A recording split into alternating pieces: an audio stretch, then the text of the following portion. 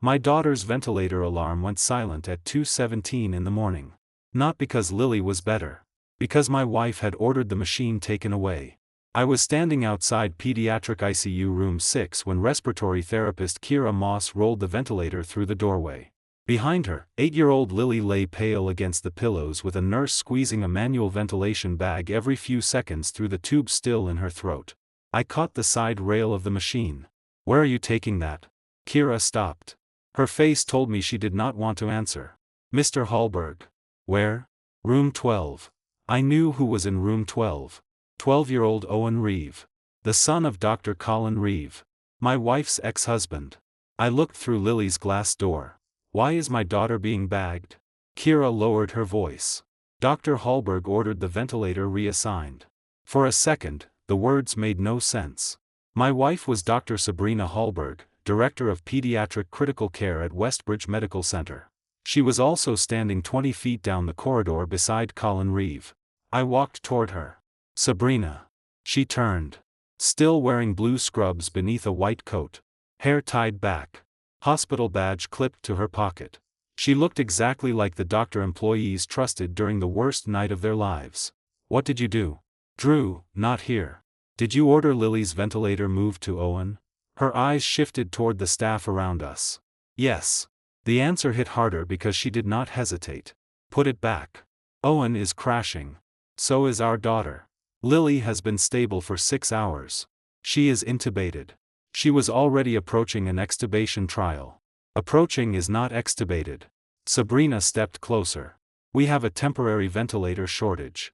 Owen's oxygenation deteriorated after aspiration. He cannot maintain on non-invasive support." "Then where is the ventilator assigned to him?" "All 3 reserve pediatric units are in use." "What about the transport unit?" "Biomedical pulled it for a pressure sensor fault." "And your answer was Lily's machine." "Owen needed invasive ventilation immediately." I looked past her. Colin stood outside room 12 in wrinkled scrubs, one hand pressed against his mouth. He had been a pediatric surgeon at Westbridge before moving to another hospital 2 years earlier. He and Sabrina had been divorced almost a decade. I had never accused them of having an affair. I did not need one to understand what I was seeing. Who made the allocation decision? I did. Where is Lily's attending? Sabrina's jaw tightened. Dr. Miriam Teague disagreed. That stopped me. Disagreed with what? With accelerating Lily's spontaneous breathing trial. Accelerating? She believed Lily should remain ventilated another few hours. And you overruled her. I'm the PICU director. You are Lily's mother. I am also the physician responsible for resource allocation tonight. No. You are the one person who should have recused herself from making a decision between your daughter and your ex-husband's son. Sabrina's expression hardened. This is not about Colin. From behind us came a sharp alarm. Lily's monitor. I turned. Her oxygen saturation had fallen. 90. 87. The nurse bagging her called for respiratory support. Dr. Teague came out of the room. "Kira, I need a ventilator back now." Sabrina said, "Owen is already being connected." Miriam looked at her. "Lily failed the trial. It's been 3 minutes. She's tiring." Sabrina started toward the room. Miriam blocked her. "You are not treating her. I can help. You are her mother, Sabrina." That sentence stopped her. Miriam looked at Kira. "Find me an adult-capable unit that can safely run pediatric settings." Kira said, "ICU has one portable Hamilton coming off a transfer." "How long?" "Maybe 8 minutes." "Get it." I stared through the glass. A nurse continued squeezing the bag. Every breath my daughter took depended on somebody's hand. Sabrina touched my arm. I pulled away. "You signed that order?" "Yes." "You took a machine from Lily before she proved she could breathe without it?" "She met most readiness criteria." "Most." "Drew. You gave it to Colin's son. Owen would have arrested if we waited." "And Lily?" "I believed she could tolerate the transition." "You believed." The phrase had become poison. At 2:24, the replacement ventilator reached room 6. 7 minutes. That was how long Lily had been manually ventilated because Sabrina decided another child needed her machine more. Miriam connected the new unit. Lily's saturation climbed. 89. 92. 95. I did not realize I had been holding my breath until Kira stepped out and said, "She's stabilizing." I put both hands against the wall. Then I asked the question that mattered next. Was there a ventilator allocation protocol? Kira looked toward Sabrina. I looked at Miriam instead. Yes, Miriam said. Who was supposed to make the decision? Resource triage. Not the PICU director.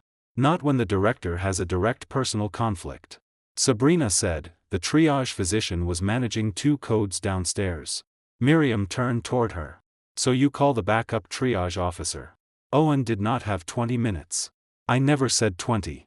How long? 4 minutes to reach Dr. Ellison by secure call. Sabrina went silent.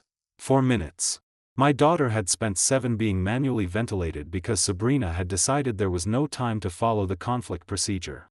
I asked Miriam, would triage have taken Lily's ventilator? I can't answer that. Why? Because allocation considers current dependence, probability of successful extubation, immediate alternatives, and clinical urgency. I can tell you I had not cleared Lily for extubation. That was enough for now.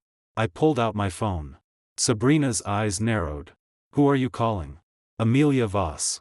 The name changed her expression. Amelia was outside counsel for Hallberg Medical Holdings, the company that owns 61% of Westbridge Medical Center's operating corporation and all of the hospital campus real estate. My company. Not secret. Not inherited yesterday. I had spent 11 years building it. Westbridge had been a failing private community hospital when my investment group acquired control 6 years earlier. I had led the recapitalization, recruited an independent board, and deliberately stepped away from day-to-day hospital management after Sabrina became PICU director. I did not approve medications. I did not hire nurses. I did not decide who got ventilators. That separation existed for good reasons. Tonight, somebody had crossed a different boundary. Amelia answered on the 3rd ring. Drew? I need an emergency preservation notice issued to Westbridge. At 2:30 in the morning? Yes. What happened? Preserve every record involving the ventilator reassignment from PICU Room 6 to Room 12. Allocation notes, EHR audit trail, equipment tracking, secure messages, badge access, respiratory logs, and administrative overrides. Silence. Then her voice changed. Room 6 is Lily. Yes. Who authorized the transfer? Sabrina. Another pause. Do you want me to call the board chair? Yes. For what action? Emergency governance session at 6. Sabrina stared at me. Drew, don't. I kept speaking. Tell him there may have been an administrative override of a pediatric resource allocation protocol by a conflicted department director. Amelia said, understood. And nobody destroys or retrospectively edits a clinical allocation note. I'll send the hold now. I ended the call. Sabrina followed me toward the family waiting area. You are bringing corporate counsel into a bedside decision? No. I'm preserving the record of an administrative decision. You don't understand what happened clinically. Then the record should prove that. Owen's blood gas was collapsing. Then triage may conclude he deserved the ventilator. She stopped. That was not the answer she expected. I turned toward her. This is not about whether Owen deserved treatment. He did. I believe you. Then what are you doing? I want to know why you were the person who decided which child lost a ventilator. Her eyes flashed. There was no time. Miriam says the backup triage physician was 4 minutes away. She wasn't standing there watching Owen turn blue. And you were standing here watching Lily breathe through a machine you decided she could lose. That hurt her. I saw it. I did not take it back. At 2:41, Westbridge's night administrator arrived in the PICU. His name was Conrad Vale. He had been hospital chief executive for 3 years and knew exactly who I was, but he also knew enough not to treat me like I could walk onto a clinical floor and issue medical commands. Drew, I'm sorry about Lily. Thank you. Sabrina told me there was an emergency equipment reallocation. There was. I'm initiating a clinical review. Good. Sabrina said, Conrad, Owen would not have survived non-invasive support. Conrad held up one hand. I'm not making a bedside finding. Then he looked at her. Did you activate the ventilator allocation protocol? No. Did you contact the backup triage officer? No. Did Dr. Teague approve Lily's extubation? Sabrina's silence answered. Conrad's face changed. Did you enter an administrative override? Yes. Under what basis? Immediate threat to life.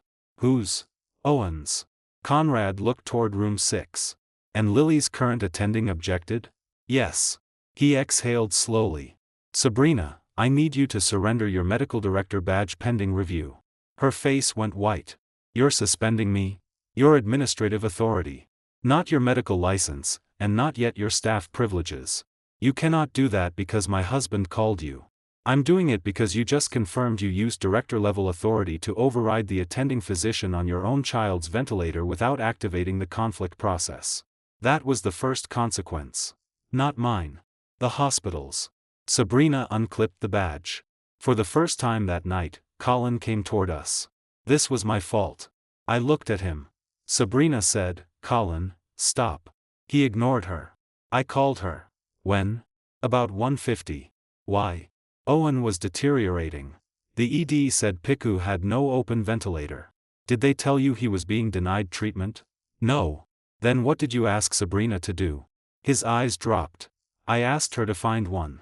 Sabrina said, he did not ask for Lily's. I believe that too. This story did not need Colin to be a monster. I looked at him. Did you know Lily was ventilated? Yes. Did you ask Sabrina to take hers? No.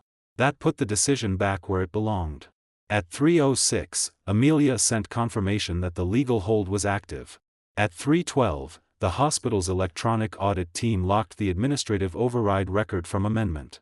At 3:18, they found the first detail Sabrina had not mentioned. The system had displayed a conflict warning before it allowed her to approve the transfer. Direct family member currently assigned to source device. Refer to triage officer. There were 2 buttons. Refer. Emergency override. Sabrina had pressed the second. At 3:21, I stood beside Lily's bed while the new ventilator breathed for her. Her oxygen saturation held at 97. Miriam told me she expected Lily to recover. She also told me they would not attempt extubation again until morning rounds and a complete respiratory assessment. I sat beside my daughter and held her hand. Across the room, Sabrina stood behind the glass. She no longer had the badge that let her direct the unit. At 6, Westbridge's board would meet. And for the first time since I stepped away from hospital governance 3 years earlier, my 61% voting stake would be sitting at the table with me. I had spent years making sure my marriage could never control the hospital. Now I was going to find out whether my absence had allowed my wife to believe the hospital belonged to her. At 5:52 a.m., Lily was still ventilated. That mattered more to me than the board meeting starting 8 minutes later. Her oxygenation had improved. Blood pressure was steady. Miriam Teague told me the second breathing trial could wait until Lily had slept, stabilized, and recovered from the first one being forced too early. Forced? Miriam looked toward the glass. That is the word I would use. I nodded. Then I left my daughter with a nurse and walked downstairs. Westbridge's executive conference room was on the 6th floor of the administrative tower. I had not sat at that table in 14 months. That had been deliberate. When Sabrina became director of pediatric critical care 3 years earlier, I reduced my involvement in hospital operations to shareholder matters and capital planning. Hallberg Medical Holdings still owned 61% of the voting stock, but I delegated my board seat to an independent representative and kept myself away from anything involving clinical staffing. It protected Sabrina. It protected me. More importantly, it protected the hospital from the appearance that the owner's wife could use her marriage to influence medical decisions. At 6 that morning, the entire reason for that separation was sitting in the PICU with her administrative badge disabled. Board Chair Vincent Harrow entered carrying the emergency review packet. Conrad Vale sat beside him. Amelia Voss joined by video.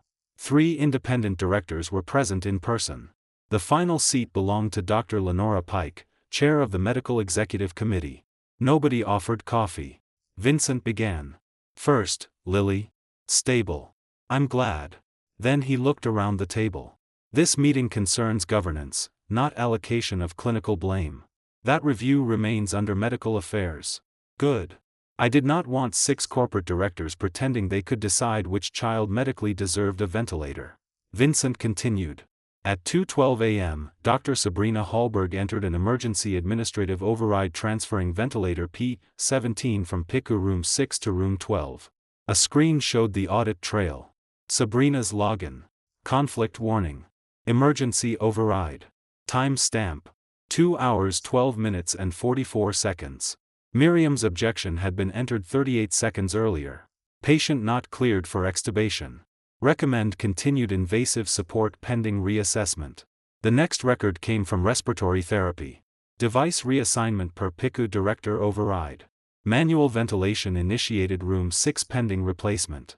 Then the equipment log. At 2:19, the adult ICU released a portable ventilator. At 2:24, it reached Lily. 7 minutes. I had lived every second. Vincent looked toward Lenora. What is the policy? She answered without notes. In a critical equipment shortage, bedside physicians do not individually reassign occupied life support devices between patients. Resource triage applies the emergency allocation matrix. If the relevant department director has a personal conflict, authority passes to the backup triage physician. Was the policy active last night? Yes. Was there an actual shortage? Yes. How severe? 3 pediatric ventilators unavailable.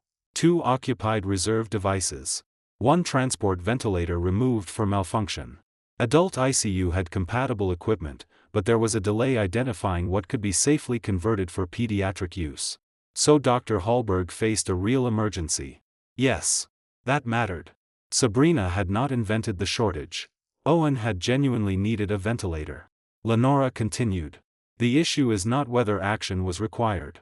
The issue is whether Dr. Hallberg was permitted to decide which currently ventilated child would surrender equipment. Vincent asked, was she? No. Could an emergency override ever be appropriate? Yes. That surprised me. Lenora saw it.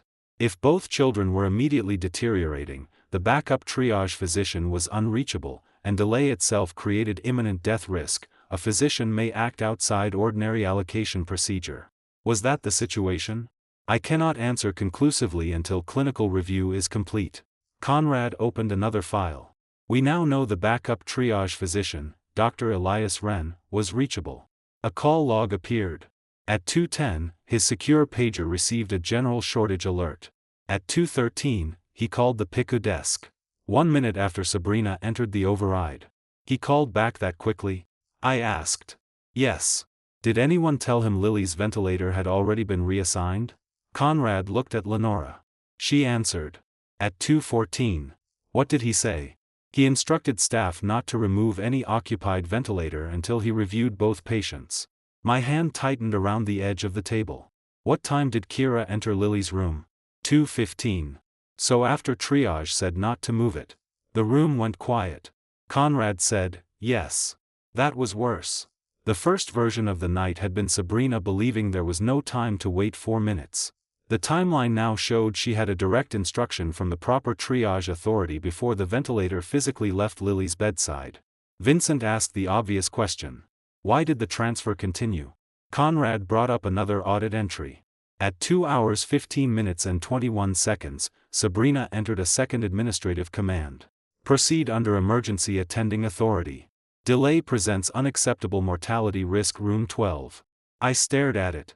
She overrode triage too. Lenora nodded. Yes. That was the first fact that made me stop thinking of the decision as panic. Panic could explain hitting the first button. It did not explain being told to stop and issuing another override. Amelia spoke through the screen. Does the medical record show why Dr. Hallberg believed Owen could not wait? Lenora pulled up his chart. He was in severe respiratory failure. His oxygen saturation had fallen despite high-flow support. Blood gas values were worsening. He needed invasive ventilation urgently. Nobody disputed that. Then Lenora opened another note. Dr. Wren's preliminary recommendation, entered at 2:16, was not to deny Owen ventilation. What was it? To activate the adult ICU-compatible device transfer and maintain Owen with manual-assisted ventilation if necessary until the unit arrived.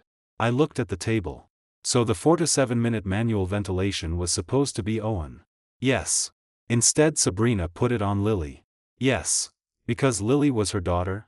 Or because Owen was Colin's son? I did not ask that in the boardroom. Not yet.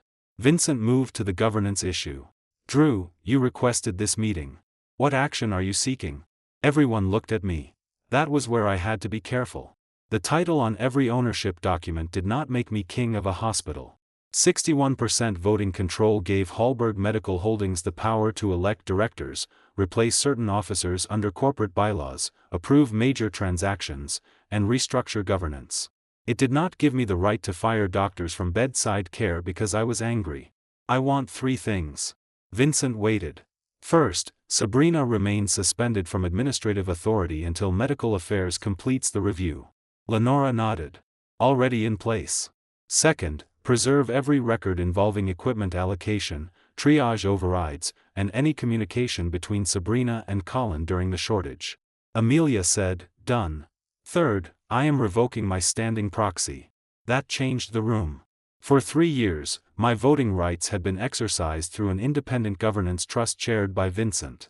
It was one of the mechanisms keeping me out of daily control. Vincent sat back. Effective immediately? Yes. You understand what that means. I do. One independent director, Marcus Dent, spoke for the first time. It means you personally control the majority vote again. Yes. Why?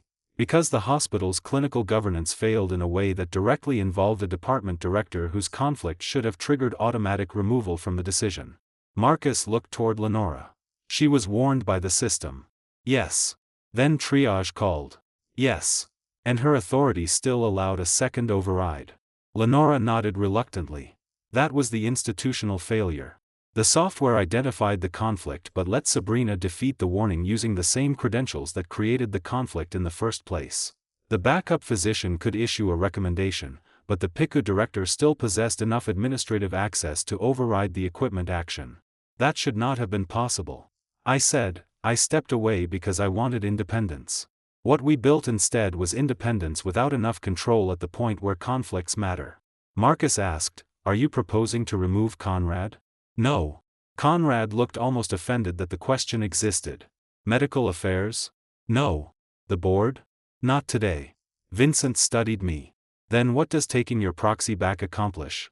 It means I'm not going to be a passive owner while we decide whether this governance structure is adequate. That was all. No dramatic takeover. No guards escorting administrators out. No new name on the building. I took back the voting authority I had always legally owned. Nothing more. At 6:41, the board unanimously approved an interim rule.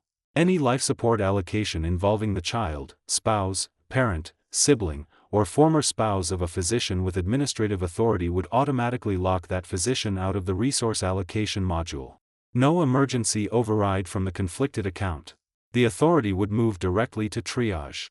Conrad wanted the software change active by noon. That was the first system fix. Then Medical Affairs delivered another problem. Sabrina had not been the first physician at Westbridge to use an emergency override against a triage recommendation. Lenora put 5 cases on the screen from the previous 18 months. My stomach tightened. Were those family conflicts? No. Any patient harmed? Not that we know. Then why are they relevant? Because the override architecture is broader than Sabrina. 2 cases involved operating room blood products. 1 involved an ICU bed allocation. 2 involved emergency dialysis capacity. In each, a department leader believed triage was moving too slowly and used administrative privileges to force an allocation. All 5 were later reviewed. All 5 were closed as reasonable emergency judgment. I looked at Lenora. So Westbridge has been tolerating department heads bypassing triage when the outcome looked acceptable. That is one interpretation. What is yours? She took a breath. We created emergency discretion because rigid allocation rules can fail in real clinical situations. Did we create a second-person review after an override? No. Automatic ethics notification? No. Mandatory conflict audit? No. No consequence unless somebody complained. Lenora did not answer. That was answer enough. Sabrina's decision was personal. The weakness that allowed it was institutional. That distinction mattered because I could not fix the first by pretending the second did not exist. At 7:05, the board recessed. I went back upstairs to Lily. She was awake. Not fully. Her eyes opened when I touched her hand. She tried to speak around the tube. Don't. Her eyes moved toward the door. She was looking for her mother. That hurt more than I expected. Sabrina's here. Lily blinked. She can come in if you want.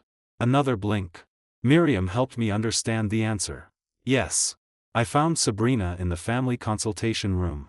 She stood when I entered. How is she? Awake. Sabrina took one step toward the door, then stopped. Can I see her? She wants you.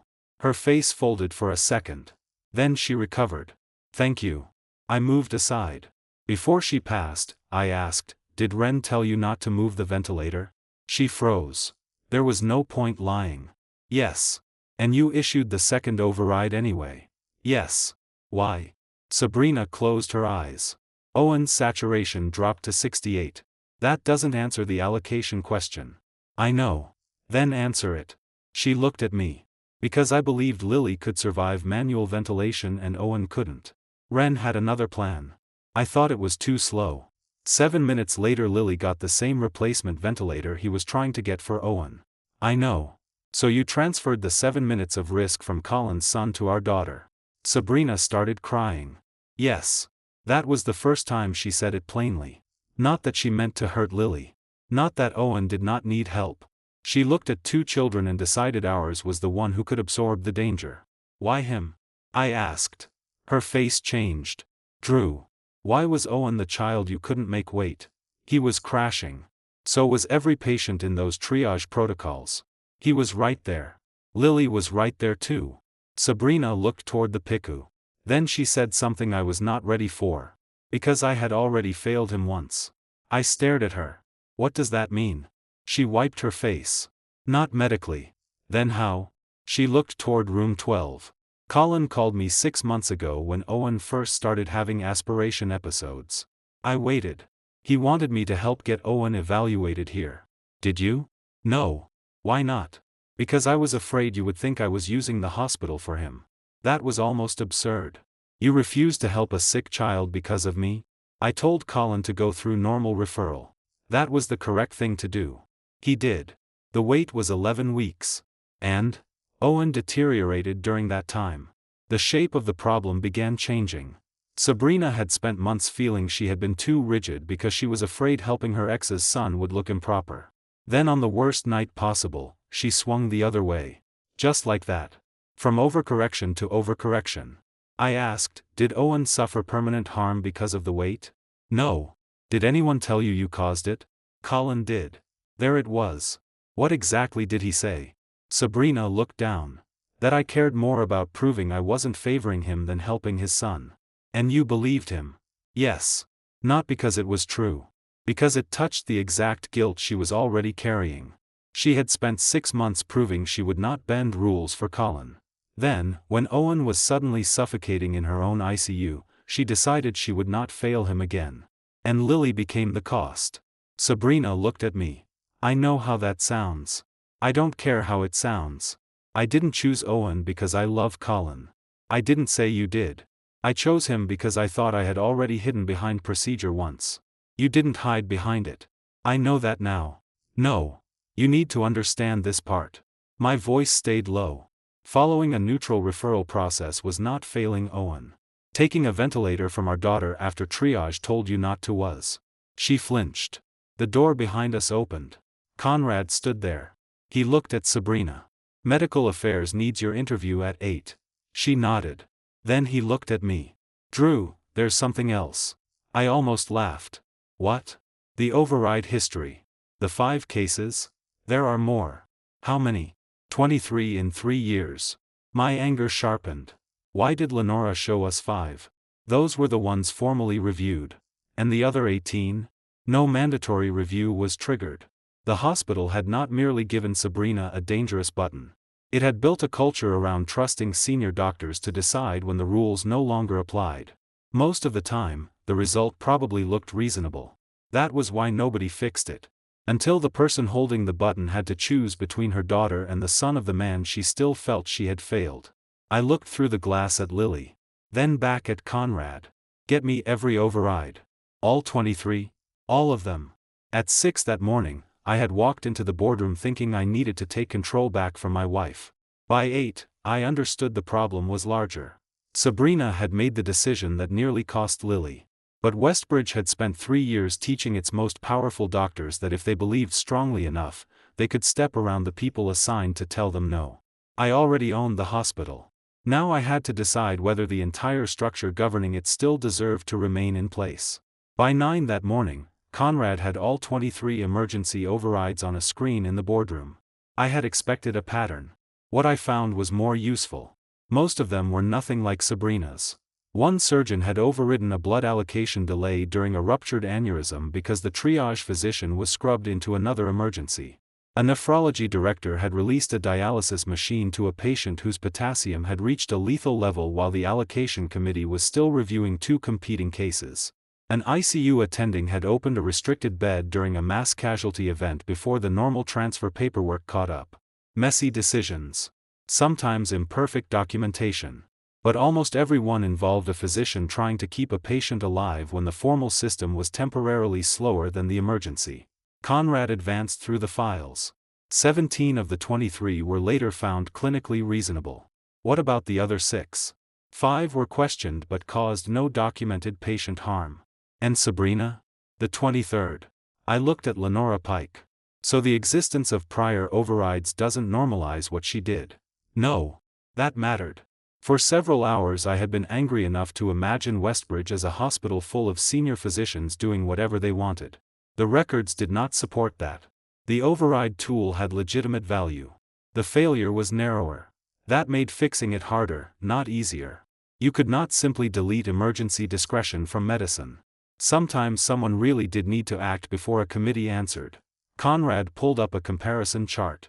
In 22 previous cases, the physician invoking emergency authority had no direct personal relationship with either patient involved. In Sabrina's case, the conflict warning had triggered because Lily was her daughter. She ignored it. Then the proper triage physician called. She ignored him too. Then she entered a second override to force the equipment transfer anyway. 3 separate safeguards. One person stepping around all 3. Lenora folded her hands. I want to be careful about one thing. What? Your daughter was exposed to risk. She should not have been. But manual ventilation is a recognized bridge. I know. If we describe this as Sabrina taking Lily off life support and leaving her without ventilation, we would be medically inaccurate. I'm not asking you to say that. She studied me. You haven't so far. I was standing there. I know the nurse was breathing for her. Lenora nodded. That distinction mattered to me too. I did not need to make what Sabrina did worse than it was. It was bad enough accurately. She transferred Lily from stable mechanical ventilation to manual bagging before her attending believed she was ready because she wanted the machine for another child. The fact that trained staff could keep Lily alive during the gap did not make the decision acceptable. Conrad changed the screen. We also reconstructed the equipment timeline. At 2:07, Owen's condition sharply deteriorated. At 2:09, Colin called Sabrina directly. At 2:10, Sabrina entered room 12. At 2:11, she checked available equipment. At 2:12, she overrode the conflict warning and ordered Lily's ventilator transferred. At 2:13, Elias Wren called the PICU. At 2:14, he told staff to hold all occupied devices while an adult ICU ventilator was being located. At 2:15, Sabrina entered the second override. At 2:17, Lily's ventilator left room 6. At 2:19, the compatible replacement was released upstairs. At 2:24, it reached Lily. Vincent Harrow asked, when did Sabrina know an adult unit might become available? Conrad answered, at 2:14. My eyes went to him. How? Secure message from respiratory services. He displayed it. Adult ICU checking portable Hamilton compatibility. Possible release within minutes. Sabrina had received that before entering the second override. That stripped away another defense. She had not been choosing between Owen receiving a ventilator and Owen receiving nothing. She had been choosing who would carry the short interval of uncertainty. And she chose Lily.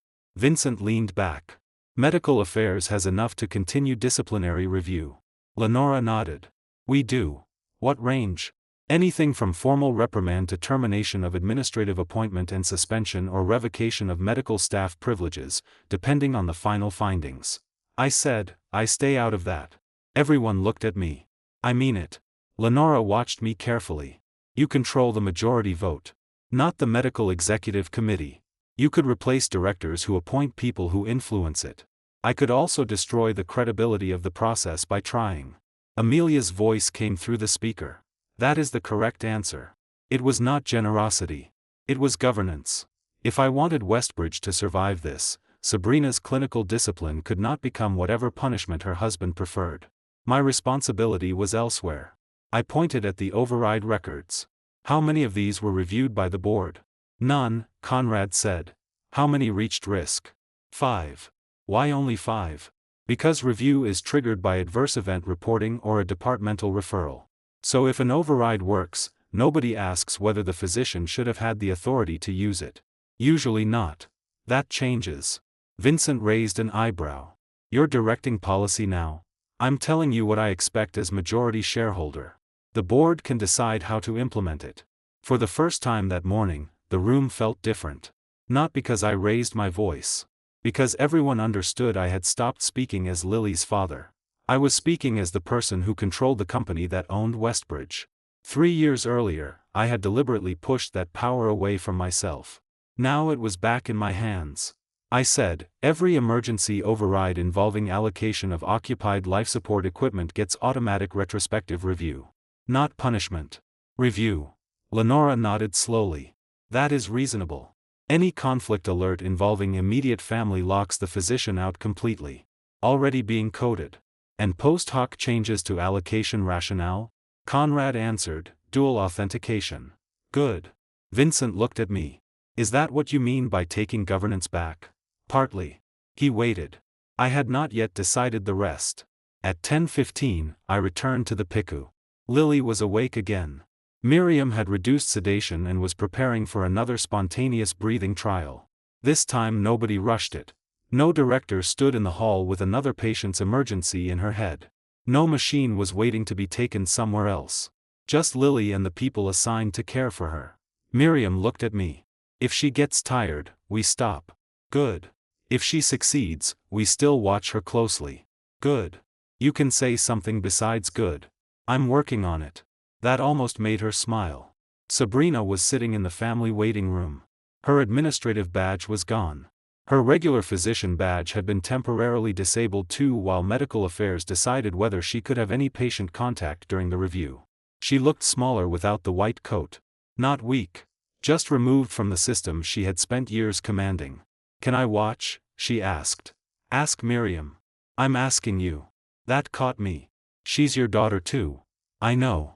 Then if Miriam allows it, yes. Sabrina nodded. She did not thank me as if I were granting a favor. That helped. The breathing trial lasted 40 minutes. Lily worked harder than I wanted to see, but her numbers held. At the end, Miriam decided to extubate. This time the decision belonged to Lily's attending and respiratory team. Sabrina stood behind me.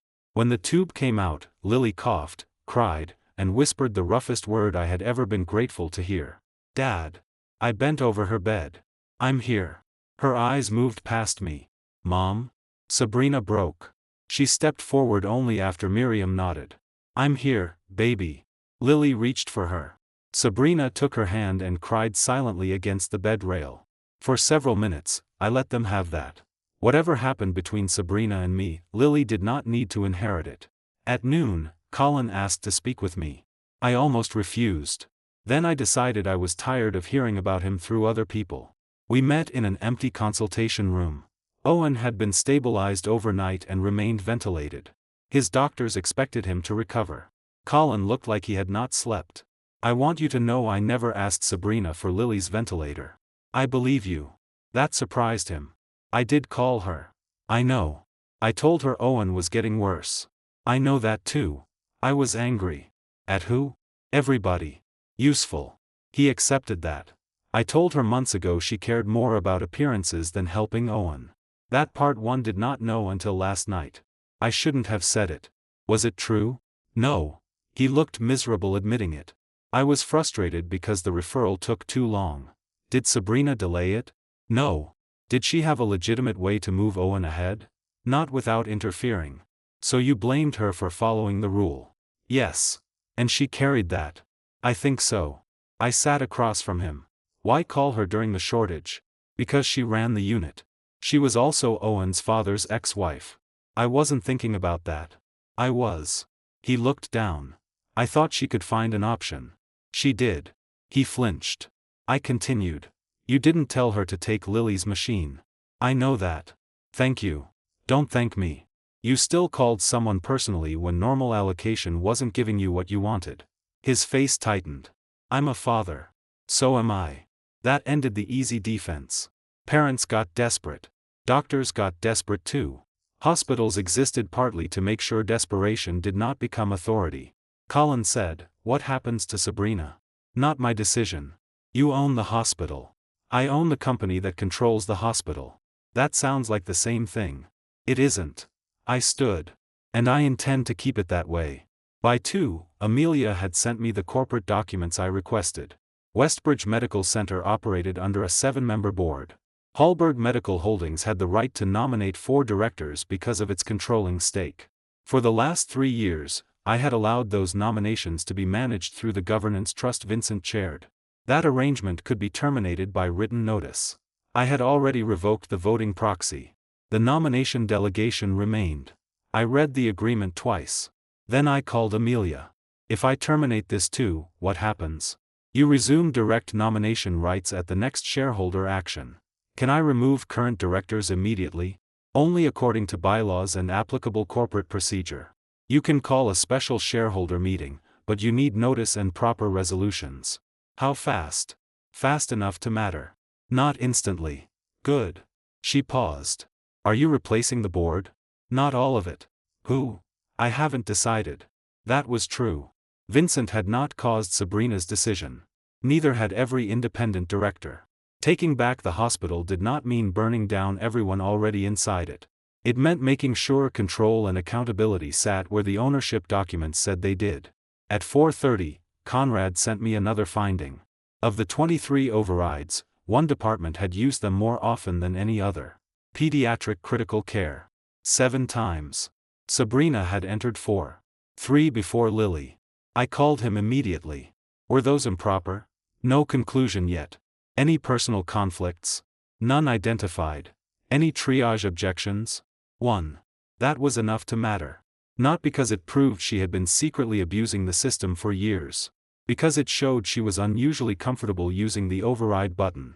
The flood had not created that habit. It may have exposed where the habit became dangerous. I looked through Lily's glass wall. Sabrina was reading to her in a low voice. No coat. No title. Just her mother. Then my phone buzzed with Amelia's draft notice. Termination of governance nomination delegation. 1 signature would return direct control over Westbridge's controlling shareholder rights to me. I signed. At 4:43 p.m., the notice became effective. I had not fired a single doctor. I had not replaced the board. I had not touched a clinical decision. But the structure I built years earlier to keep myself away from the hospital was gone. For the first time in 3 years, nobody else stood between my ownership and the institution carrying my family's name. Westbridge was still operating. Lily was breathing on her own. And I had just taken the second step toward putting the entire hospital back under direct shareholder control. The 4 emergency overrides Sabrina had entered before Lily were not hidden. That was the first thing Conrad told me the next morning. The second was worse. Westbridge had praised her for 2 of them. I met him, Lenora Pike, and Amelia Voss in the administrative conference room at 7. Lily was sleeping upstairs without a ventilator. Her voice still sounded rough, but she was breathing on her own. That gave me enough room to look at the records without wanting to break something every time Sabrina's name appeared. Conrad opened the first case.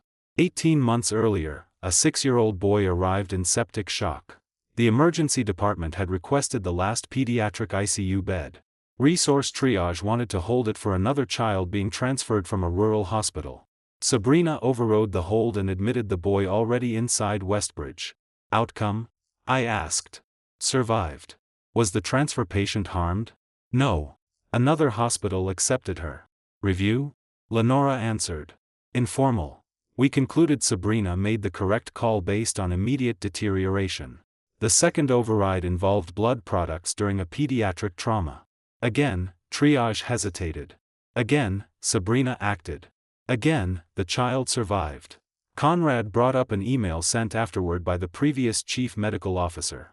Excellent example of decisive physician leadership under resource pressure. I read it twice.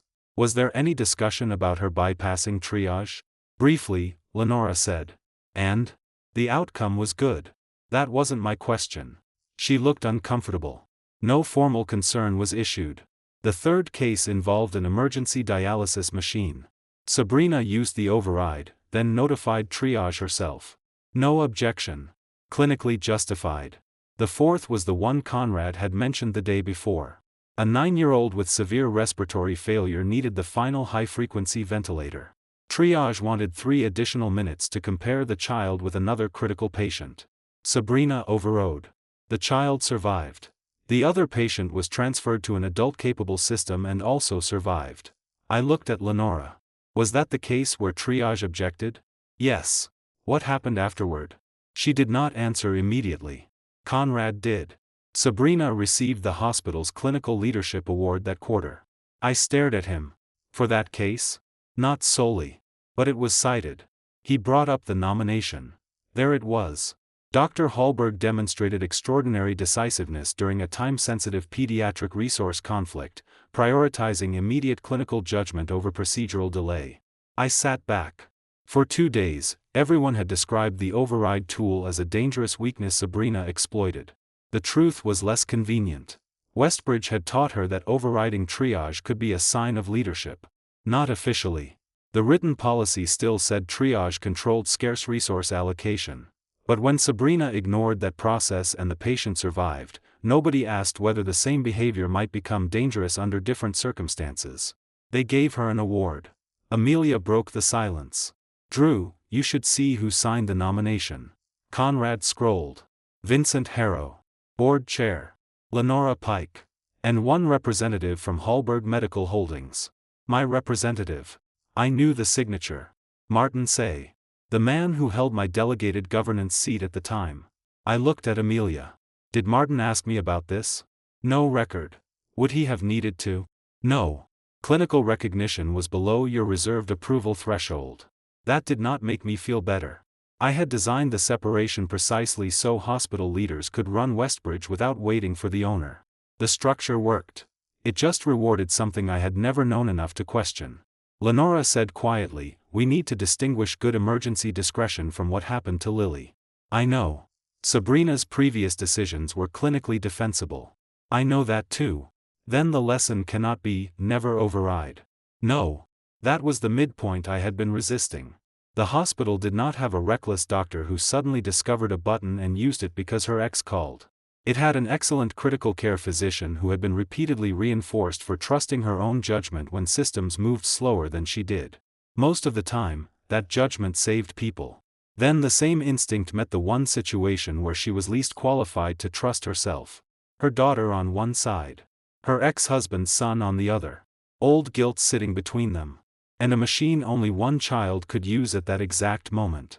The system gave Sabrina a warning. Her history taught her she might know better. I asked, did she mention those earlier cases during her interview? Lenora nodded. Yes. As a defense? No. That surprised me. What did she say? Lenora opened the transcript. Sabrina had been asked why she believed her judgment should supersede Elias Wren's instruction. Her answer was short. Because 3 times before, waiting for triage had seemed more dangerous than acting, and afterward everyone told me I had been right. Then, I treated that history like proof that I was the exception the rule was built to accommodate. I stopped reading. That sounded like Sabrina. Not because it made her sympathetic. Because she had finally stopped hiding behind Owen's blood gas. Conrad said, there's one more part. Of course there was. He opened the hospital's compensation policy for department directors. Sabrina's annual performance review included clinical outcomes, staffing, quality measures, infection rates, family satisfaction, budget performance, and something called critical event leadership. What does that measure? Conrad answered. Peer and executive review of leadership during high-acuity events.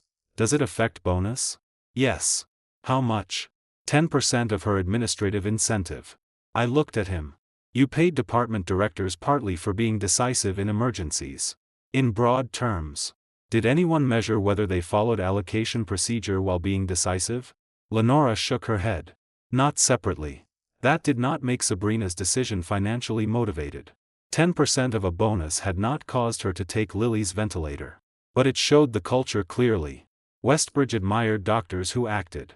It had far fewer mechanisms for recognizing doctors who stopped themselves from acting because they were conflicted. I said, that changes. Conrad nodded. It should. No incentive category rewards unilateral override behavior without review. Agreed. And successful outcome does not close the question of process. Lenora said, agreed. Amelia watched me. You understand this also implicates your governance model. Yes. That was the part one could not avoid. 3 years earlier, I had wanted Westbridge protected from the appearance that Sabrina's marriage to me gave her special influence. So I stepped farther away. The board responded by giving physicians more autonomy. The autonomy itself was not wrong. What was wrong was allowing successful exceptions to become cultural precedent without examining where the limits were. I had not ordered that. I had also owned the institution while it developed. Those were different facts. Both mattered. At 9, Vincent arrived. He had already read the records. I slid the award nomination across the table. You signed this? Yes. Do you still stand by it? He read his own words. Clinically, the child lived because Sabrina acted before the allocation process finished.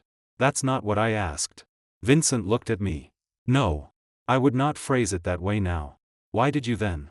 Because we were trying to change Westbridge's culture. From what? Paralysis. That caught me. He explained. Before our acquisition, Westbridge had nearly failed because nobody wanted responsibility for hard decisions. Administrators waited for committees. Department heads waited for executives. Executives waited for lawyers. Patients transferred elsewhere because beds sat technically unavailable while someone searched for approval. When Hallberg Medical Holdings recapitalized the hospital, I had told the board I wanted faster decisions. I remembered the meetings. I had said things like, if the physician standing beside the patient can see the answer, don't build 5 signatures between them and care. I had not been talking about scarce resource allocation. But culture did not always preserve the limits people intended. Vincent said, we wanted leaders who would act. And we got them. Yes. Did we ever build the opposite competency? What? Leaders who know when they're the wrong person to act. He did not answer. Neither did I. Because that was partly mine. Not Lily's ventilator. Not Sabrina's second override. But the organization around her. I had helped build a hospital that admired decisive authority and assumed intelligent people would recognize their own conflicts before exercising it. That assumption had nearly put my daughter at the wrong end of a manual ventilation bag. At 10:20, Medical Affairs called Sabrina back for a second interview. This time I stayed away. I went upstairs. Lily was sitting up in bed watching cartoons without sound. She looked at me. Can I have pancakes? I almost laughed. You hated pancakes last week. I changed. Apparently. Miriam said soft food was fine. I ordered pancakes. Lily ate 3 bites and decided she hated them again. That felt more normal than anything in the previous 48 hours. Sabrina came in around 11. She stopped at the doorway. Lily immediately held out one hand. Mom. Sabrina sat beside her. For 20 minutes, neither of us discussed the hospital. Then Lily fell asleep. Sabrina tucked the blanket around her. I said quietly, I saw the old override cases. Her hand stopped. Okay. The award too. She looked at me. I thought about that award while Owen was crashing. That was the answer I had not expected. You did? Not the plaque.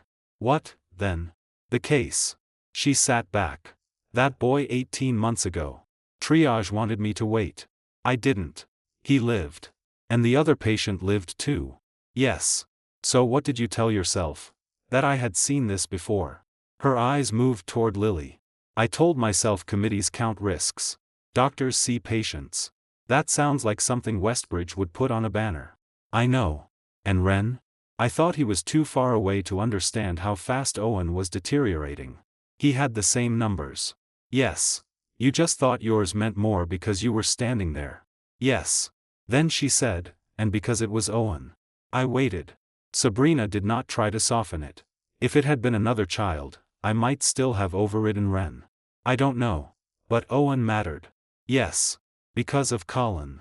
Because of what I thought I had done to Owen before. The delayed referral. The accusation that she had hidden behind procedure. The guilt she had carried for 6 months. She looked at me. When Colin called, I heard him say Owen was getting worse, and all I could think was that I was not going to stand behind a process again while that boy suffered. And Lily became the child you were willing to make wait instead. Tears filled her eyes. Yes. There was no cleaner explanation coming. No affair. No secret promise to Colin. No evidence he had demanded Lily's ventilator. Sabrina had taken a professional instinct Westbridge rewarded, combined it with guilt she never resolved, and made the worst possible decision at the exact moment she should have stepped away. That responsibility was enough. At noon, Medical Affairs issued its interim finding. Sabrina remained suspended from all administrative duties and patient care pending final action. No criminal referral. No accusation that she intended to harm Lily. The committee found substantial evidence of serious professional misconduct, undisclosed conflict, improper allocation override, failure to follow triage instruction, and exposure of a patient to avoidable risk. Her medical career was now in real danger. I did not intervene. Instead, I went back downstairs and called a special shareholder meeting for Monday. Not to decide Sabrina's license. Not to punish Colin. To decide who would control Westbridge going forward. I had already revoked my proxy and ended the nomination delegation. Now I submitted the first resolution under my restored voting authority. The board would expand its quality and safety committee, add an independent physician ethicist, require direct reporting of every life support allocation override, and separate department director incentive compensation from unilateral, critical event leadership, metrics. Vincent read the proposal. You're not replacing us. Not all of you. His expression changed. Who are you replacing? I looked at the board roster. The hospital did not need a purge. It needed accountability where the structure had failed. I'll tell you Monday. For the first time since buying Westbridge, I was no longer trying to prove I could own a hospital without controlling it. I was trying to build one where control could not disappear just because everyone trusted the people holding it. Monday's shareholder meeting lasted 37 minutes. It changed who controlled Westbridge for years. I arrived at 7:45 with Amelia Voss and a folder containing 4 resolutions. No cameras. No security escort. No speech to employees about reclaiming what was mine. Hospitals did not become safer because an owner made a dramatic entrance. They became safer when authority stopped hiding behind arrangements nobody wanted to question. Vincent Harrow was already seated when I entered. Conrad Vale sat beside him. Lenora Pike joined as chair of the Medical Executive Committee, though she had no vote on the shareholder resolutions. Marcus Dent and the other independent directors appeared by video. Vincent looked at the folder. You decided. Yes. Am I still chair when we leave? No. He absorbed that without visible anger. Why me? Because governance failed at the level you were responsible for. Sabrina made the override. Yes. And you are not blaming me for her clinical judgment. No. Then what exactly did I fail to do? I opened the old governance agreement. For 3 years, my controlling shares were placed behind a structure designed to keep ownership away from clinical operations. You requested that structure. I did. And it worked.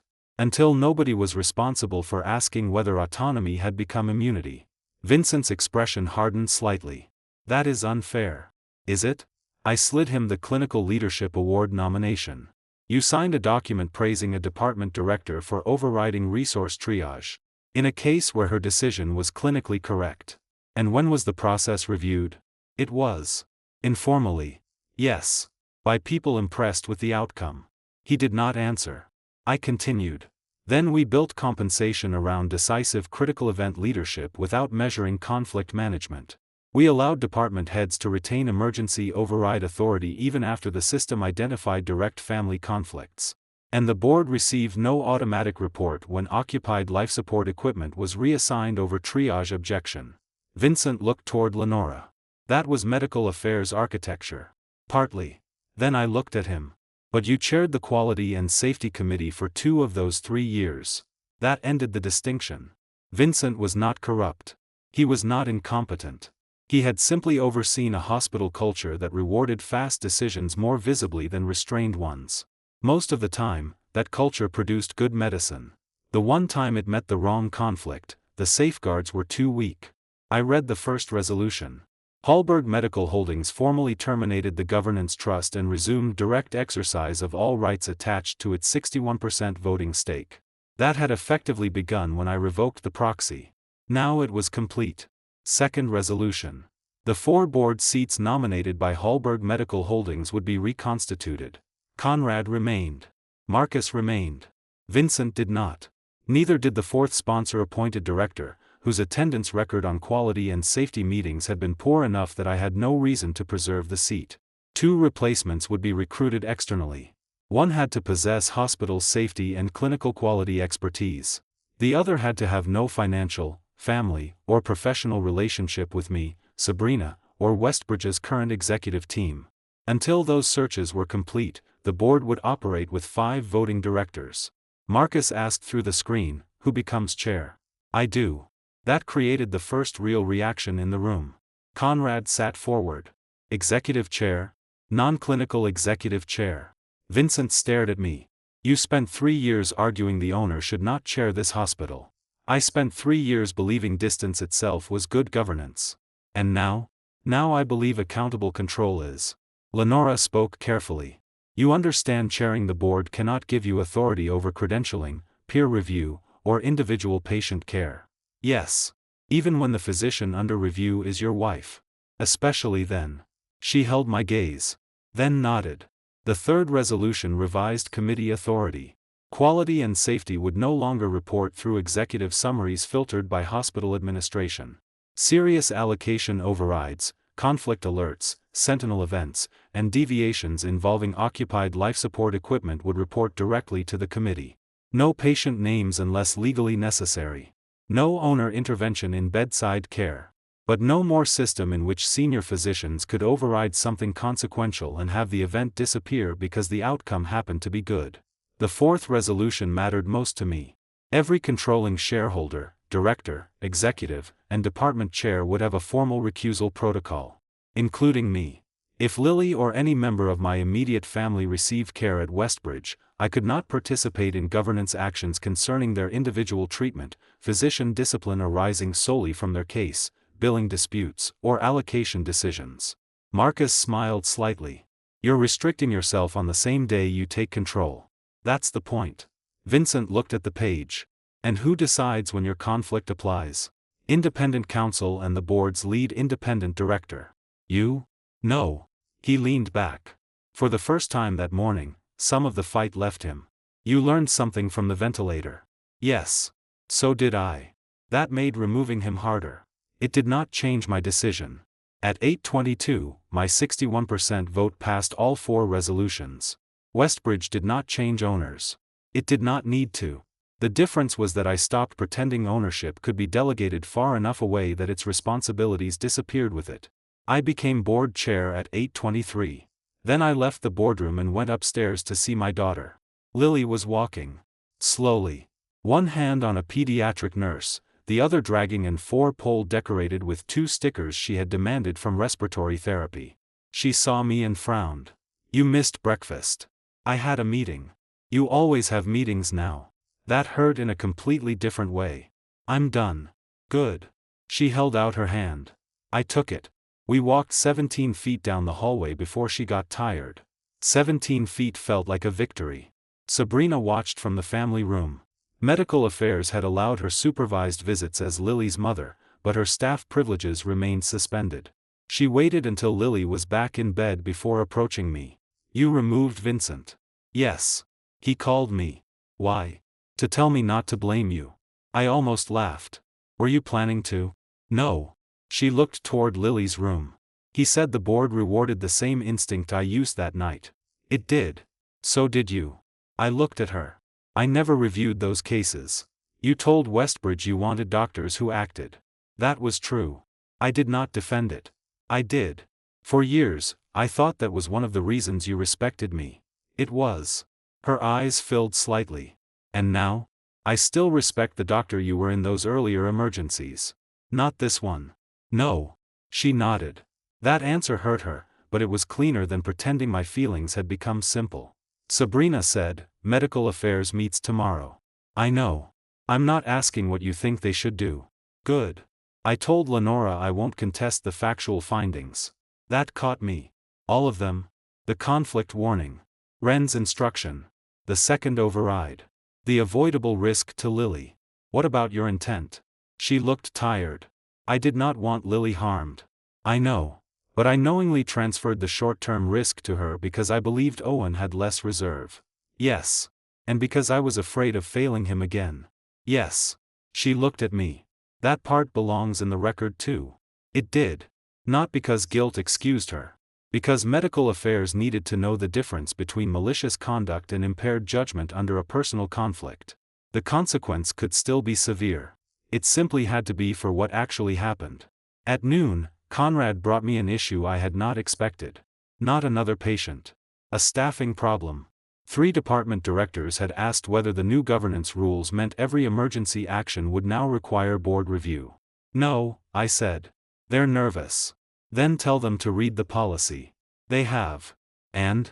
They think this is the beginning of corporate medicine taking over clinical judgment. That phrase would spread fast if we handled it badly. I asked Lenora to join us. When she arrived, I said, you explain the new rules to medical staff.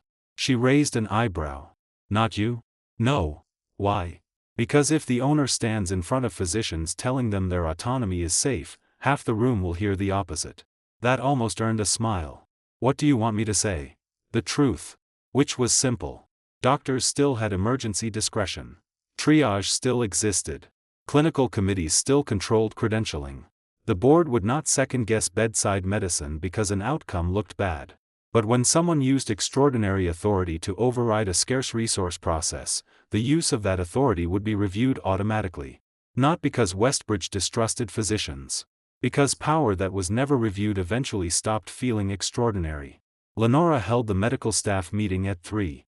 I did not attend. At 4:10, she came to my office. How bad? Better than expected. Any revolt? 2 anesthesiologists complained for 20 minutes. That sounds normal. It does. She sat.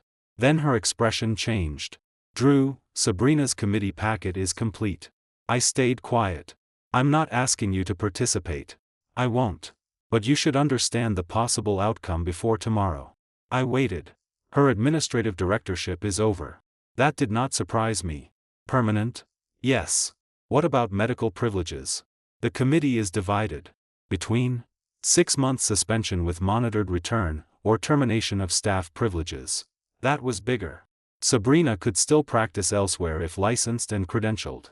But losing Westbridge privileges would likely end the career she had built there. What are they divided over? Whether the post-warning second override is incompatible with continued trust as an intensivist. And the other side? That she has an otherwise exceptional record, admitted what she did, and the hospital itself reinforced her willingness to override process. I did not answer. Lenora studied me. You have an opinion. Of course I do. But you're not giving it. No. Even privately? No. That boundary needed to be real before it could matter. At 6, I went back to Lily's room.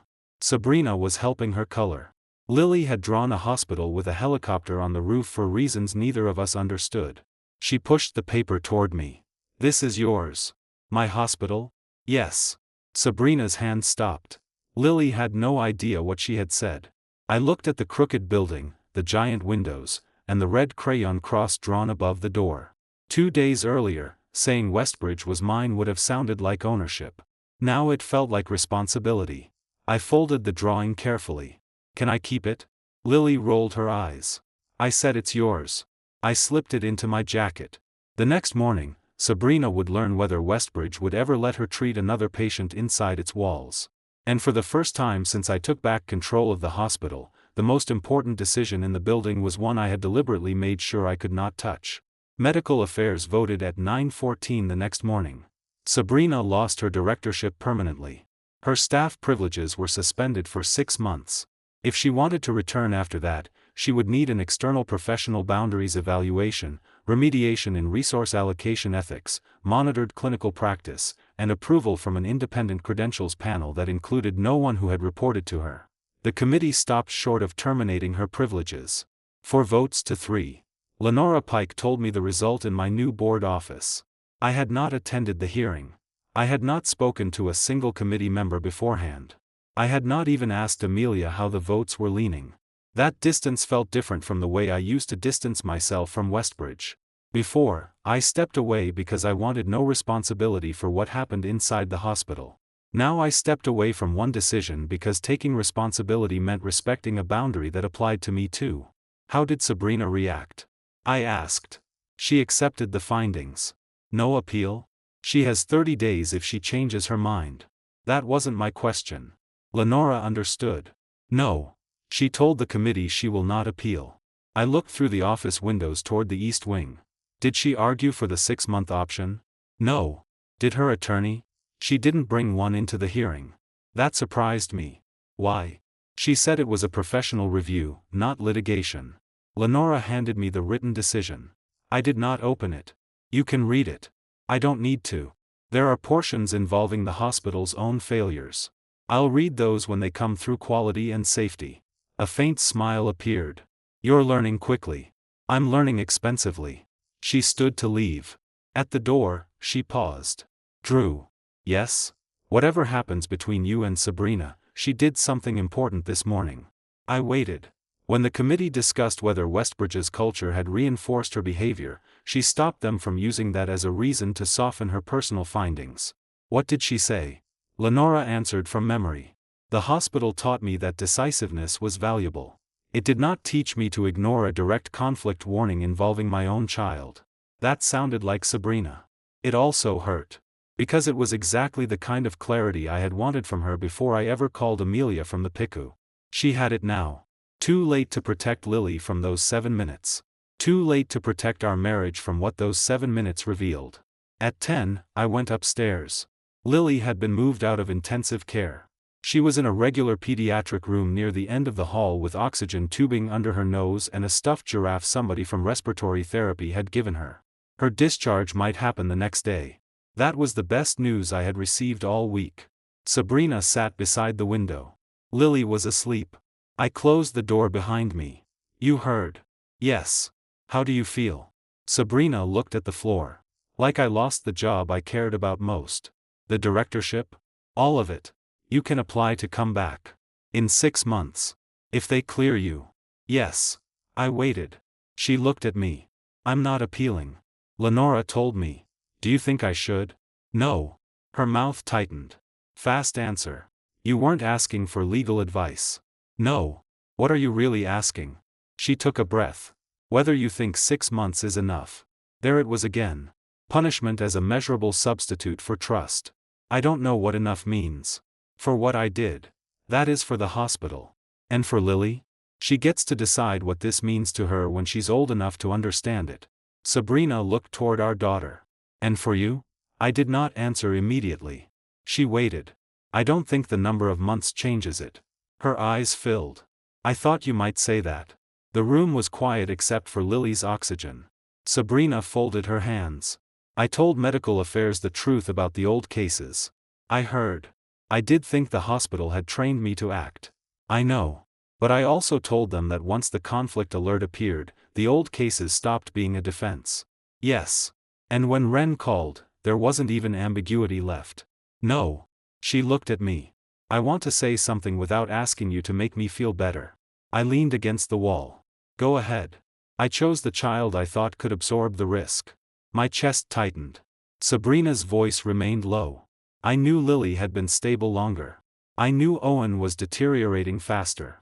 And because I had this old guilt about him, I turned that clinical difference into permission. She swallowed. I told myself I was making the hard choice. You were making a conflicted one. Yes. And the system had already assigned somebody else to make it. Yes. She did not look away. I used to think the worst thing I did was giving Owen her ventilator. I said nothing. The worst part was deciding that because I could justify the risk medically, I had the right to decide which child carried it. That was closer to the center. Not that Owen did not need a ventilator. Not that Lily was abandoned without breathing support. Not that Sabrina wanted our daughter harmed. She believed Lily was the safer child to make wait. And because Colin's son was on the other side of the equation, she trusted that judgment when she had the least right to. Sabrina wiped her face. I'm sorry. I know. I'm not going to keep saying it every day. Good. That almost made her laugh. Almost. At noon, I chaired my first quality and safety meeting. No ceremony. We reviewed the interim changes already underway. The family conflict lockout had gone live. The override audit trigger was active. The new compensation language had been drafted. Critical event leadership would no longer reward unilateral decisiveness without also measuring adherence to escalation, conflict disclosure, and team challenge. Then Conrad raised a question. What do we do with Sabrina's old award? I looked at him. The Clinical Leadership Award? Yes. Why do anything? The nomination specifically praises overriding procedural delay. So correct the training material. Some staff think we should rescind it. I thought about that. No. Lenora looked surprised. Why? Because the earlier case was still clinically defensible. Even if the wording is bad? Then the wording is what was wrong. I looked around the table. If we erase every prior decision that looks uncomfortable after this incident, we learn nothing. The award can stay in the record with a note that the leadership criteria were later revised. Marcus Dent nodded slowly from the screen. That is more honest. It was. Westbridge had not been a bad hospital before Lily's ventilator was removed. Sabrina had not been a bad doctor before that night. The problem was not that everything before the crisis had secretly been rotten. The problem was that strengths had been allowed to become exemptions. Good outcomes made shortcuts look safe. Strong physicians made weak controls look unnecessary. And I had mistaken distance from the hospital for proof that governance was working. Those lessons mattered more than retroactively pretending the old successes had never happened. At 3, Vincent Harrow came to clear out his office. I offered to have staff pack it. He refused. When I passed the doorway, he was taking framed photographs off the wall himself. You have a minute? He asked. I went in. Vincent closed a box. I was angry Monday.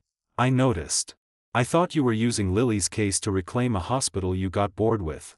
That would have been a simpler story. Yes. He sat on the edge of the desk.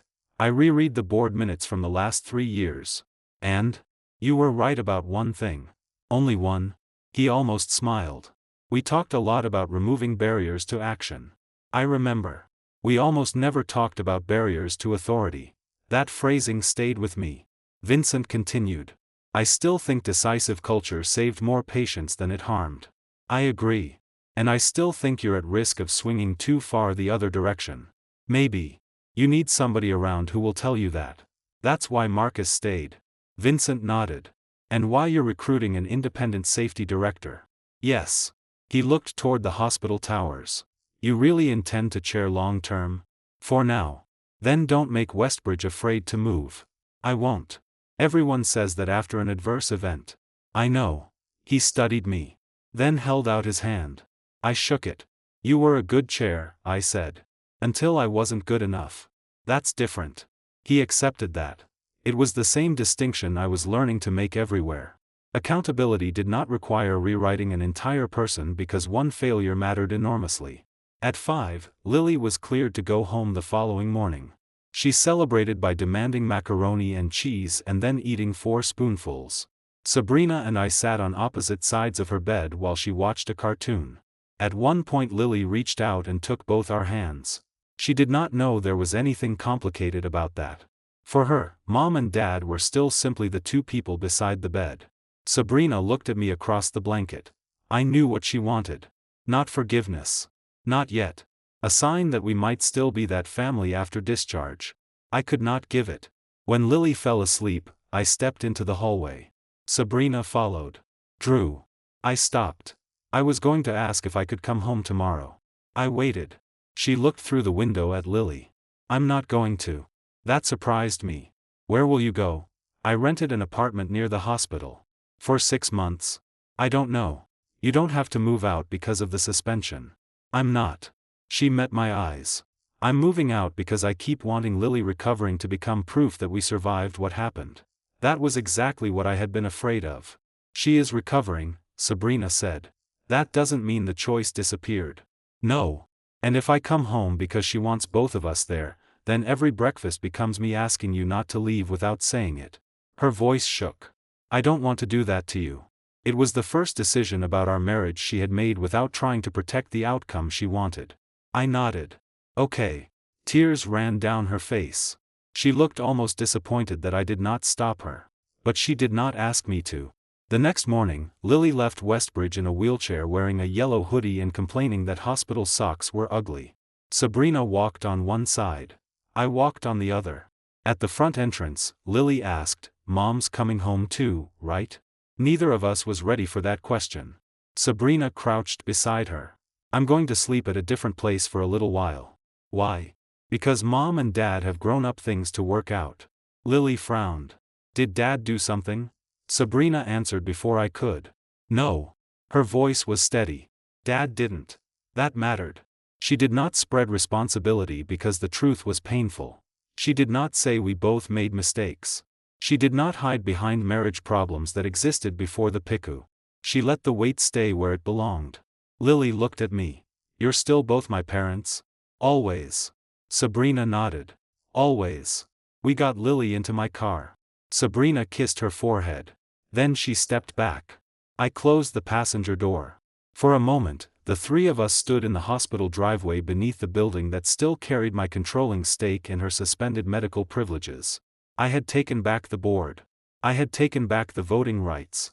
I had taken back the governance authority I once handed away. None of it gave me the one thing I actually wished I could restore by signing a document. Trust did not sit in a corporate file. And no majority vote could bring it back. 3 weeks after Lily came home, the new Westbridge board met for the first time. Both replacement directors had been seated. Dr. Mara Ellison, a former hospital chief quality officer with no connection to Westbridge, filled the safety seat.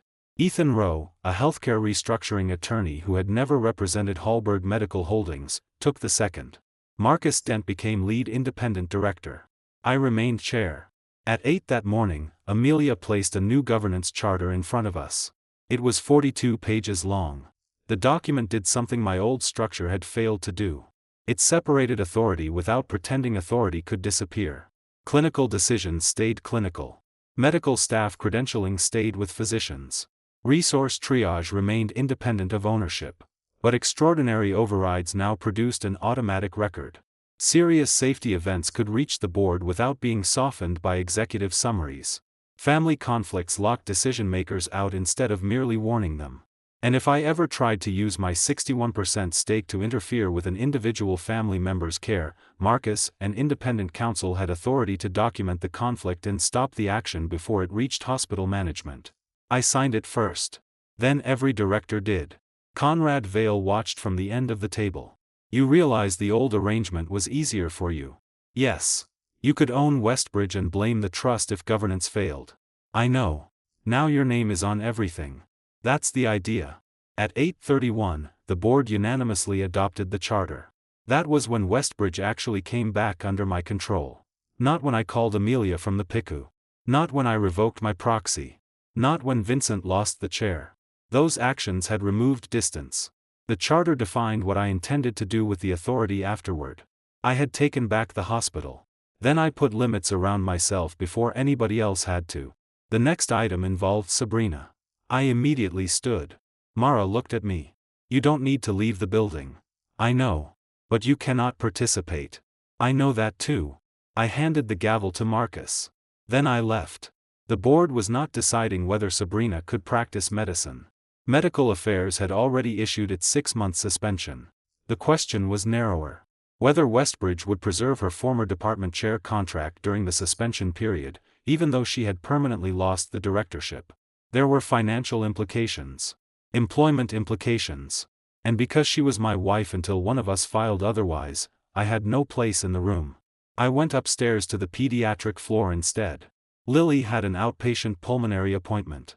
She was sitting in the waiting room with Sabrina, wearing a purple backpack and trying to convince the receptionist that a hospital vending machine counted as breakfast. "Dad!" She ran toward me. No oxygen. No no monitor trailing behind her. I still had moments when the sight of her breathing normally made the rest of the room disappear. "How'd it go?" Sabrina answered. Lung function is almost back to baseline. Lily frowned. Mom said I still can't do soccer. For 2 more weeks, Sabrina said. That's forever. You're 8. Exactly. I sat beside her.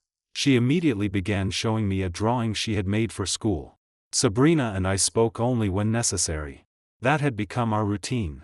She rented an apartment 6 minutes away. Lily spent school nights mostly with me because Sabrina's professional evaluation schedule changed constantly, but Sabrina saw her nearly every day. We had not filed for divorce. We also had not discussed reconciliation. There was a difference between delaying a decision and pretending one had not arrived. I knew which one we were doing. My phone buzzed at 9:12. Marcus. Board portion complete. You may return when ready. I looked at Sabrina. Her phone had buzzed too. She read the message and went still. What did they decide? I asked. I don't know. You weren't involved? No. That was exactly as it should be.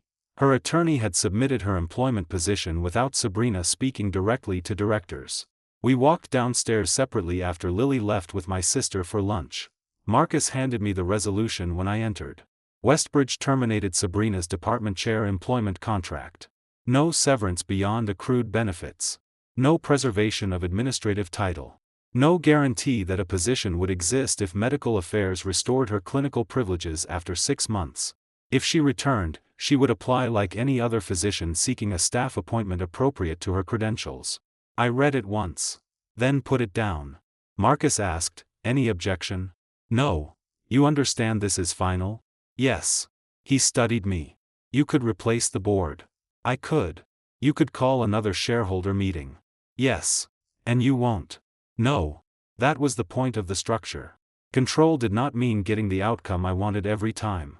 It meant being responsible for building a system capable of producing decisions I was not allowed to manipulate. At noon, Sabrina called me. Can we talk? About the board decision? About something else? We met at a small park across from Lily's school. Sabrina sat on a bench with a folder in her lap. She looked thinner than she had a month earlier. Not fragile. Just worn down. I'm surrendering my Westbridge privileges.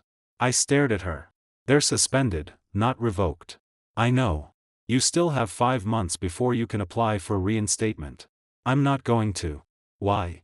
She handed me the folder. It was a letter to the Medical Executive Committee. Voluntary resignation from medical staff. Effective immediately. No admission beyond the findings already entered. No request to erase the disciplinary record. No demand for a reference promising reinstatement elsewhere. You've worked there 12 years. 11 and a half. You built the pediatric critical care program. I helped build it. You could come back. Maybe. Then why give it up? Sabrina looked toward the school. Because I caught myself counting the months. I waited. I started thinking that if I completed every requirement, passed every evaluation, and came back successfully, then maybe the story would end differently. The hospital story? She looked at me. Ours. There it was. She continued. I was turning reinstatement into another way to prove something to you. I never asked you to leave Westbridge. I know. I'm not asking now. I know that too. Then don't make a career decision as penance. I'm not. She took the letter back. I still want to practice medicine. Where? I don't know yet. So why leave? Because Westbridge is your hospital. It was your hospital too. No. Her answer came gently. It was the place where I stopped knowing which part of my authority belonged to medicine, which part came from being a department director, and which part one assumed nobody would truly challenge because of who I was married to. I almost interrupted. She stopped me. I know you stayed out of my department. I did. I know you never ordered anyone to favor me. I didn't. But everyone knew who I was. That was true. Sabrina. I'm not blaming you. She looked directly at me. I'm saying I need to know I can become a good doctor again somewhere that does not belong to my husband, where nobody remembers me as the owner's wife, and where losing a title cannot become part of our marriage. That was different. Not punishment. Separation. A boundary she was finally drawing before circumstances drew it for her. I asked, have you found somewhere? No. Your privileges issue will follow you. It should. You'll have to disclose the suspension. Yes. Some hospitals may say no. I know. That was a real cost. She was not walking into another directorship. She might spend years rebuilding a career she had already spent more than a decade earning. Sabrina looked down at the letter. I was good at Westbridge. You were. I think that made it harder to see when I wasn't. I had no answer for that. She signed the letter. Then she placed the pen back inside the folder. No audience. No board vote. No cameras. Just the final surrender of the authority she had once built her identity around. Did medical affairs ask you to do this? No. Conrad? No. Me? She almost smiled. Definitely not. I nodded. Then I won't stop you. Her eyes filled. I hoped you wouldn't. At 3, the medical executive committee accepted her resignation. Her suspension remained in the credentialing record because resignation did not erase the findings. Westbridge reported the action exactly as required to the appropriate professional databases and licensing channels. No dramatic arrest. No sudden loss of her medical license. The state medical board would receive the hospital report and decide whether any separate action was necessary. Sabrina would have to answer for the incident wherever she practiced next. That was enough. The same afternoon, I signed Westbridge's final governance implementation package. New board. New safety committee. New conflict rules. New override controls. Direct shareholder accountability. The hospital I had once deliberately placed at arm's length was fully back under the structure I controlled. Not because I wanted to decide who got ventilators. Because I never wanted another owner, executive, physician, or spouse to confuse having power with being the right person to use it. At 5:30, Sabrina came to the house to pick up Lily. Our daughter was upstairs packing 3 stuffed animals for a one-night sleepover as if she were moving overseas. Sabrina stood in the kitchen. I spoke to a divorce lawyer. I had known the sentence was coming. When? Yesterday. I nodded. I talked to Amelia about finding someone outside the hospital's firms. That's smart. I don't want Westbridge Council anywhere near it. Neither do I. She looked around the kitchen. The same room where we had celebrated her becoming PICU director. The same room where I had signed the financing package that saved Westbridge 6 years earlier. You've already decided too, she said. Yes. Tears came into her eyes, but she did not look surprised. Because of Lily? Because of what happened to Lily. That sounds like the same thing. It isn't. I took time before continuing. If Lily had gotten pneumonia and almost died despite everyone doing the right thing, we would have gone through it together. Sabrina closed her eyes. But that isn't what happened. No. I was the danger. You made the decision that created it. She nodded. I did not need to make her into more than that. I can understand why you were scared for Owen. I can understand the old guilt. I can understand why the earlier override cases taught you to trust your judgment. I looked at her. But you saw the conflict warning. Yes. Ren told you to stop. Yes. You knew another ventilator might be minutes away. Yes. And you still decided Lily could carry the risk. Sabrina wiped her face. Yes. That is the part one can't build a marriage on. She breathed in slowly. I know. No argument. No second chance request. That was what made the moment final. Lily ran downstairs carrying a backpack large enough to knock her sideways. Ready. Sabrina turned away long enough to compose herself. Then she crouched and fixed the strap. I watched her. She was still Lily's mother. Still a doctor, unless a licensing authority someday decided otherwise. Still someone I had loved for more than a decade. None of those things required her to remain my wife. Sabrina stood. Our lawyers can handle the paperwork. Yes. No fight over Lily. No. Shared custody if it works for her. Yes. She nodded. Then she picked up Lily's bag. At the front door, Sabrina looked back. I'm sorry, Drew. I had heard it before. This time I did not need anything after it. I know. She left with our daughter. I stood in the doorway until their car turned the corner. Behind me, my phone buzzed with the final confirmation from Westbridge. The new governance charter had been filed. The board changes were complete. Hallberg Medical Holdings direct control was formally recorded. The entire hospital was back under the authority I had once handed away. And for the first time since I took it back, I understood exactly what that authority could not restore. 6 months after Lily's ventilator was taken away, Westbridge Medical Center held its annual quality review. I almost skipped it. Not because I did not care. Because I had learned that being present was not the same as being responsible. The old version of me would have sat in every meeting after what happened. I would have reviewed every report. I would have wanted every person involved to know that I was watching. The new governance structure did something better. It made sure the right people watched. I attended the opening session as board chair. Then I stepped back when the clinical reports began. Mara Ellison presented the first-year safety changes. Life support allocation conflicts had dropped to zero. Not because doctors stopped making difficult decisions. Because difficult decisions now reached the people designed to review them. Every emergency override involving scarce equipment triggered automatic review. Every conflict warning created a hard stop. Every department director completed annual training on authority boundaries. The hospital did not become slower. It became more deliberate. That was the difference. After the meeting, Mara found me outside the conference room. "You look disappointed." I smiled. "Why?" "Because nothing dramatic happened. That is usually a good sign in a hospital." She laughed. "Most owners want visible change. Visible change is easy. And the difficult kind? Making sure the same problem does not require a crisis to get fixed." Mara nodded. "That is why the board kept you." I looked at her. "You think I was going to leave? Some people take control back just to prove they can. I already proved that." "How?" "I signed the paperwork." She smiled. "That is the least impressive part." She was right. Owning Westbridge had never been the difficult part. Accepting that ownership did not mean my instincts were automatically correct had been harder. A month after Sabrina left Westbridge, she found a position. Not as a director. Not at a major academic center.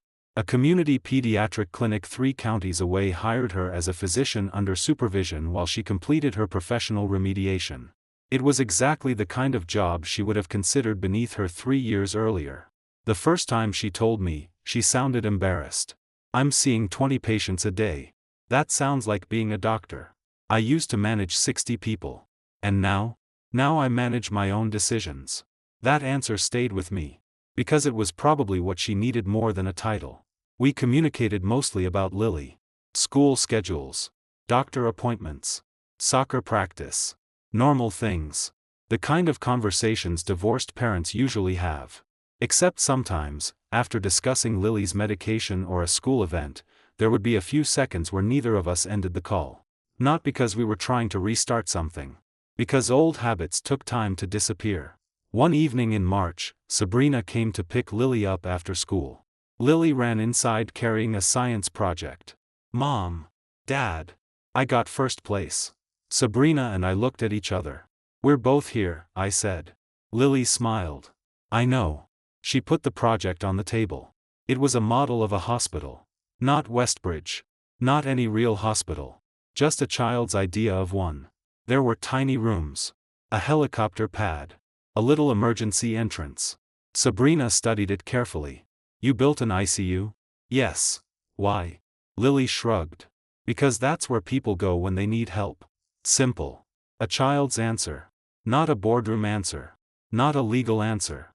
Not a medical answer. Just the reason hospitals existed. Sabrina touched the edge of the model. "I like it." Lily looked at her. "Mom, do you still work at a hospital?" "Not right now." "Do you miss it?" Sabrina glanced at me. Then back at Lily. "Yes." "Are you sad?" "Yes." "Why?" Sabrina thought carefully. "Because I made a mistake at a place I loved." Lily accepted that. Children often did.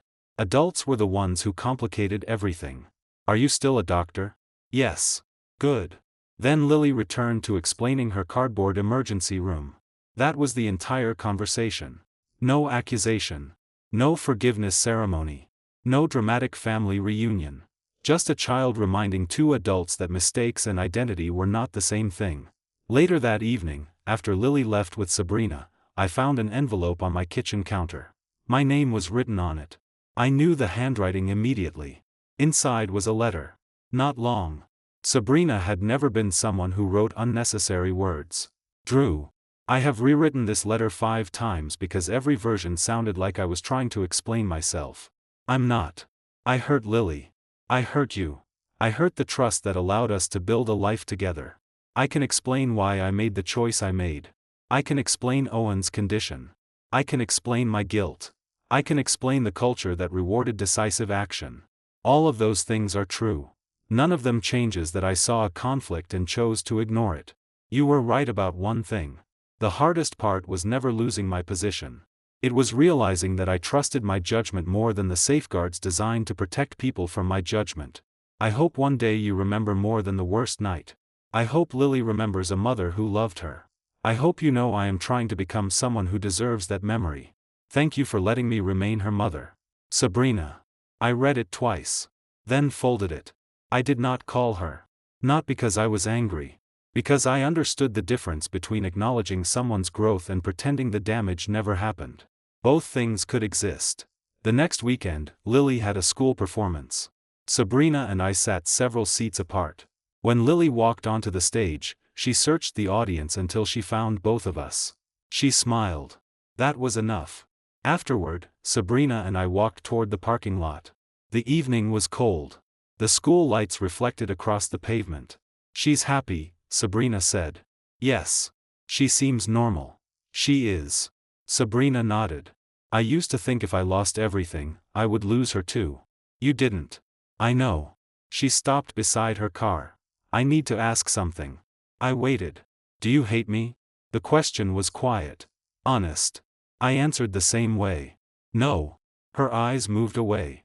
That almost makes it harder. I know. Because if you hated me, I could understand. I don't need to hate you to know I can't come back. She closed her eyes. I know. That was the last step. Not because she stopped wanting it. Because she finally understood why wanting it was not enough. She reached into her bag and handed me something. A key. I looked at it. The old house. Our house. The one where Lily learned to walk. The one where Sabrina studied for medical exams at the kitchen table. The one where we planned a future that no longer existed. You kept it? 4 months. Why? I thought maybe. She smiled sadly. Eventually I realized keeping it was another way of waiting for a decision you had already made. I closed my fingers around the key. I'm sorry. I know. She looked at the parking lot. I'm not asking you to change your mind. That was the first goodbye that did not feel like a negotiation. I handed the key back. She looked surprised. You should keep it. Why? Because that house was part of our life. Her eyes filled. But it isn't where our life is anymore. She accepted the key. A few seconds passed. Then Sabrina hugged me. Not the kind of hug that asked for another chance. The kind that acknowledged something important had ended. I hugged her back. Then we stepped away. She got into her car. I got into mine. Neither of us watched the other drive away. A year earlier, I had stood outside a pediatric ICU room watching my daughter fight for every breath. I had believed the only way forward was taking everything back. The hospital. The authority. The control. I was wrong about one thing. Taking back the hospital had fixed a system. It had protected future patients. It had forced accountability where there had been too much trust and not enough oversight. But it could not repair a marriage. Because a hospital could be rebuilt with policies, committees, and better decisions. A marriage required two people who still believed they were safe with each other. Sabrina became a better doctor. I became a more responsible owner. Lily grew stronger. And that was the life we built after everything fell apart. Not the one we planned. The one that remained. That's all for today. Remember to subscribe and support us.